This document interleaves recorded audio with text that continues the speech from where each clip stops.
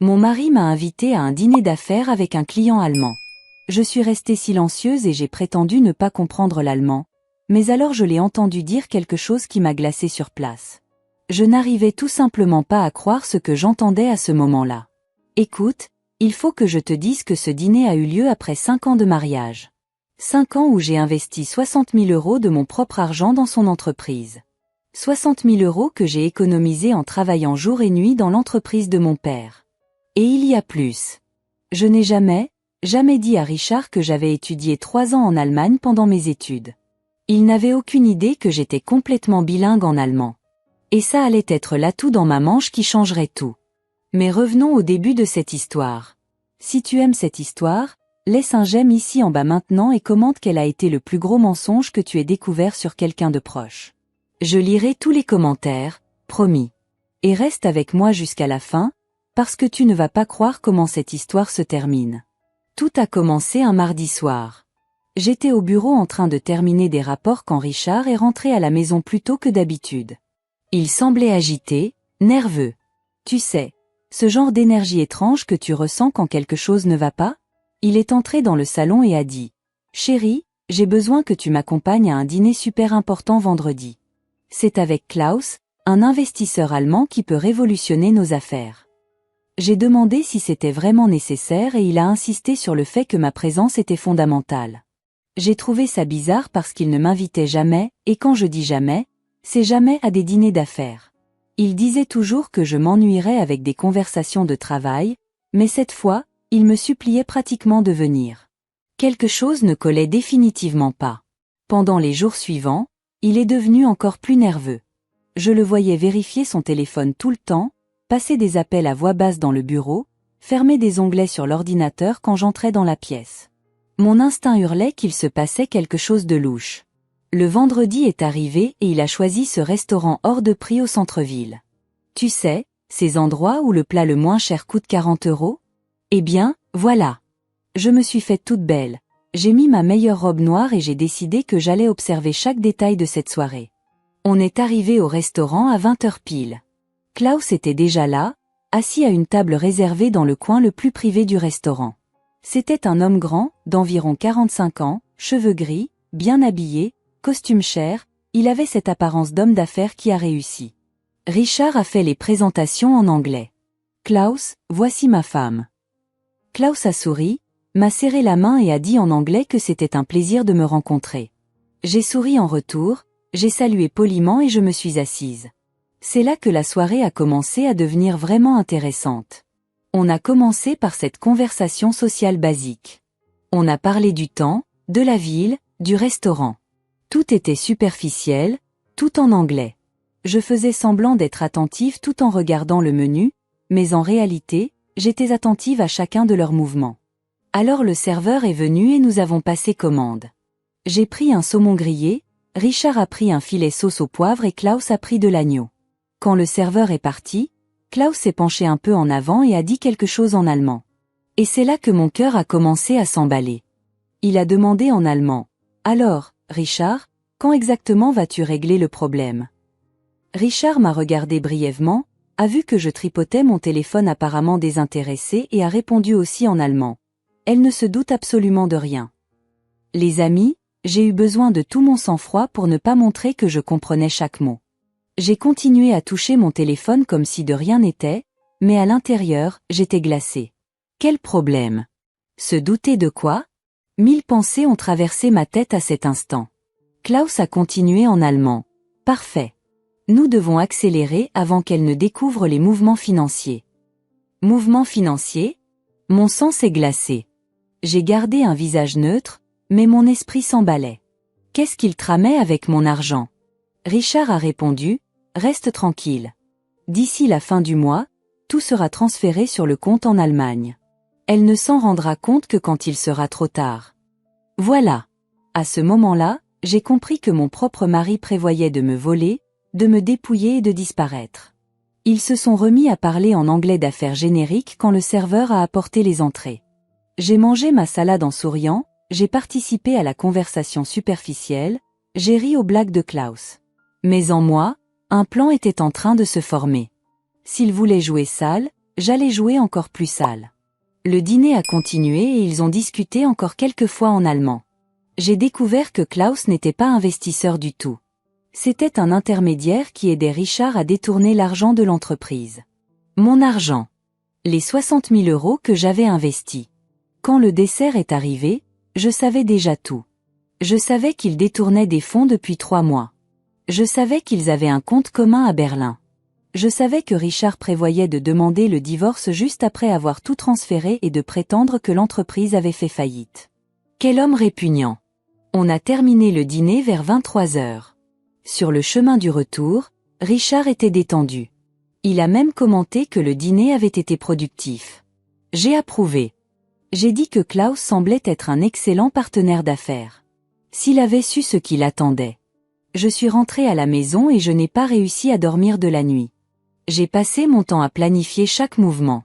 Le samedi matin, pendant que Richard dormait, j'ai appelé ma meilleure amie, Tatiana. Elle est avocate et j'avais besoin de toute urgence de ses conseils. J'ai tout raconté à Tatiana, chaque détail du dîner, chaque phrase en allemand que j'avais entendue. Elle était choquée, mais est immédiatement passée en mode professionnel. Elle m'a dit de ne pas le confronter encore. D'abord, on avait besoin de réunir des preuves concrètes de tout. Le lundi suivant, pendant que Richard était à son bureau, j'ai commencé mon enquête. Je suis entrée dans son ordinateur à la maison, quelque chose que je n'avais jamais fait avant. Et c'est là que j'ai trouvé la première bombe, un dossier appelé Projet Berlin. Dans ce dossier, il y avait tout, relevé bancaire montrant des transferts progressifs vers l'étranger, email entre lui et Klaus planifiant chaque étape. Il y avait même un document avec la date prévue pour sa disparition, le 15 décembre. Il ne restait que 5 semaines. J'ai copié absolument tout sur une clé USB et j'ai envoyé ça à Tatiana. Elle a examiné tous les documents et a confirmé. C'était de la fraude, de l'escroquerie, de l'abus de confiance. Richard pouvait prendre de 3 à 6 ans de prison si on prouvait tout correctement, et on allait le prouver. Tatiana a suggéré d'engager un détective privé pour tracer tous les mouvements financiers. Il a découvert que Richard avait déjà détourné 24 000 € des 60 000 que j'avais investis. 24 000 € étaient déjà sur le compte à Berlin. Pendant ces semaines, j'ai dû agir comme si de rien n'était. Me réveiller tous les jours, embrasser cet homme, faire à manger, dormir à côté de lui. C'était la chose la plus difficile que j'ai faite de ma vie. Mais je savais que chaque jour d'attente en valait la peine pour ce que je préparais. Tatiana m'a présenté un comptable spécialisé dans le recouvrement d'actifs. Ensemble, nous avons commencé à documenter chaque centime qui entrait et sortait de l'entreprise. Nous avons prouvé que l'argent initial était le mien. Nous avons prouvé chaque détournement. Nous avons monté un dossier en béton. Mais je ne voulais pas seulement le poursuivre en justice. Je voulais une vraie justice. Alors j'ai monté un plan parfait. J'ai appelé Richard un après-midi et j'ai dit que j'avais rencontré un investisseur brésilien potentiel qui vivait en Allemagne et qui était intéressé pour étendre ses affaires ici. Il a mordu à l'hameçon tout de suite. J'ai dit que cet investisseur, dont j'avais inventé le nom Fernando Schmidt, voulait une réunion en présentiel au bureau le vendredi suivant et j'ai suggéré que ce serait génial si Klaus pouvait aussi être présent, puisqu'il connaissait le marché allemand. Richard a trouvé l'idée géniale. Pendant ce temps, Tatiana préparait toute la partie légale. Nous avons obtenu une ordonnance judiciaire pour geler les comptes. Nous avons contacté la police à cause de l'argent à l'étranger. Tout s'imbriquait parfaitement, comme les pièces d'un puzzle. Le jeudi avant la réunion est arrivé. Je devais protéger le reste de mon patrimoine. Avec l'aide de mon père, qui est entrepreneur à la retraite, j'ai légalement transféré tout ce qui était encore à mon nom vers une holding familiale. Richard ne pouvait toucher à rien. Le vendredi matin, je me suis réveillée à 5 heures. Je n'arrêtais pas de penser à tout ce qui allait se passer ce jour-là. La réunion était prévue pour 15 heures. Tatiana a confirmé que la police serait prête à intervenir à l'extérieur du bureau. Richard était surexcité. Il croyait vraiment qu'il allait obtenir encore plus d'argent de cet investisseur fictif avant de disparaître. Son avidité était si grande qu'elle a complètement aveuglé tout soupçon qu'il aurait pu avoir. Ça allait causer sa perte. À 14h30, je suis arrivée au bureau. Klaus était déjà là aussi. Ils discutaient avec animation en allemand de la façon dont ils allaient partager ce nouvel argent. Ils n'ont même pas remarqué que je comprenais chaque mot. Il pensait toujours que je n'étais que l'épouse bête et naïve. À 15 heures pile, Tatiana est arrivée, mais pas seule. Elle a amené le comptable, 2 policiers en civil et un huissier de justice. Richard a froncé les sourcils, confus. « Où est Fernando Schmitt ?» a-t-il demandé. J'ai souri. C'était le sourire le plus satisfaisant de ma vie. Fernando Schmitt n'existe pas, Richard, ai-je dit. Et là, pour la première fois devant lui, j'ai commencé à parler en allemand parfait. Ich spreche fließend Deutsch. Je parle couramment allemand. Et j'ai entendu chaque mot que toi et Klaus avez dit lors de ce dîner. Sa tête à ce moment-là est quelque chose que je garderai pour toujours en mémoire. Sa bouche s'est ouverte, son visage est devenu blanc comme un linge. Klaus a essayé de se lever, mais les policiers bloquaient déjà la porte. Was zum Teufel? C'est quoi ce bordel? A chuchoté Klaus en allemand. Oui, quel enfer en effet, ai-je continué, alternant maintenant entre français et allemand. Je suis au courant de chaque transfert, chaque email, chaque centime que vous avez détourné.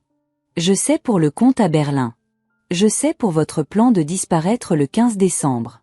Je sais tout, absolument tout. Tatiana a alors officiellement présenté les documents.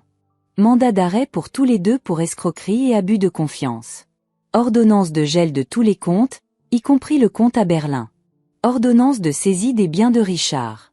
Tout était légal, tout était documenté. Richard a essayé de parler, a essayé de se justifier, a dit qu'il pouvait expliquer, que c'était un malentendu, mais je l'ai simplement interrompu et j'ai dit « Tu as eu 5 ans pour être honnête avec moi.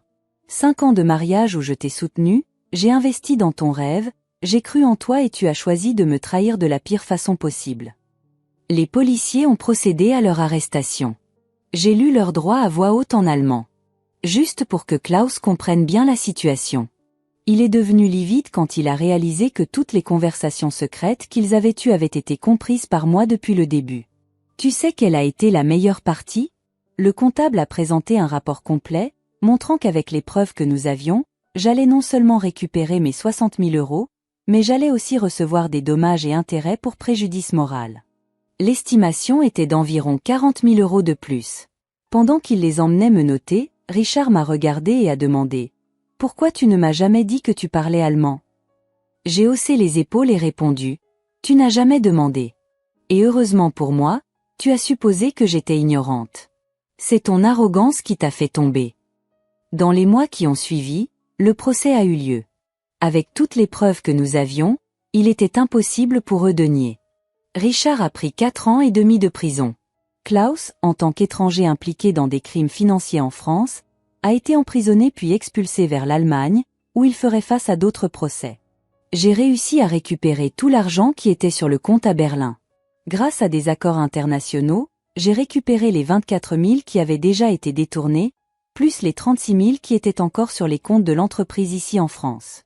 L'indemnisation pour préjudice moral a été encore plus élevée que prévu, 50 000 €. En fin de compte, j'ai non seulement récupéré mon investissement initial, mais j'ai aussi fait du profit sur toute cette histoire horrible. Et le plus important, j'ai appris une leçon précieuse sur la confiance envers les gens. Tu sais ce qui est drôle? Richard prévoyait de fuir en Allemagne pour vivre libre avec mon argent. Il a fini en prison en France pour des années. L'ironie de la vie est parfois trop parfaite.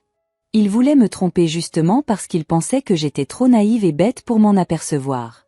Aujourd'hui, j'ai géré l'entreprise seule pendant un temps et ensuite je l'ai vendue pour un très bon prix. J'ai utilisé l'argent pour ouvrir ma propre affaire, cette fois uniquement à mon nom, selon mes propres termes, et j'ai appris que le savoir est le pouvoir. Ces 3 années où j'ai étudié en Allemagne m'ont sauvé la vie. L'histoire s'est répandue dans notre cercle social et est devenue pratiquement une légende.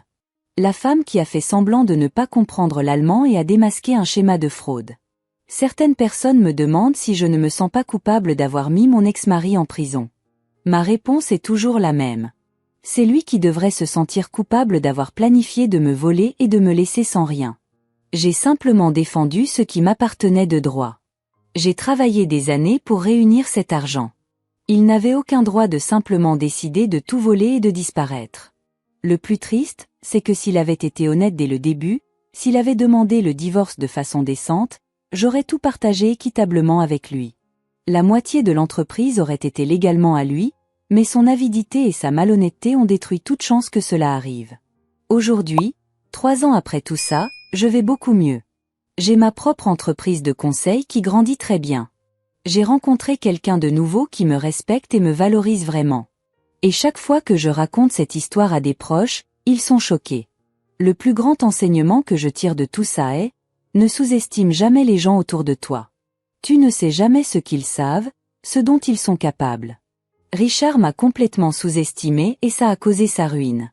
S'il m'avait respecté dès le début, rien de tout ça ne serait arrivé. Alors, si tu es arrivé jusqu'ici, merci beaucoup d'être resté avec moi jusqu'à la fin de cette histoire folle. Laisse un j'aime ici en bas si tu as aimé et commente d'où tu me regardes maintenant. Je lis vraiment tous les commentaires et j'adore savoir d'où vous venez. N'oublie pas de t'abonner à les liens du passé.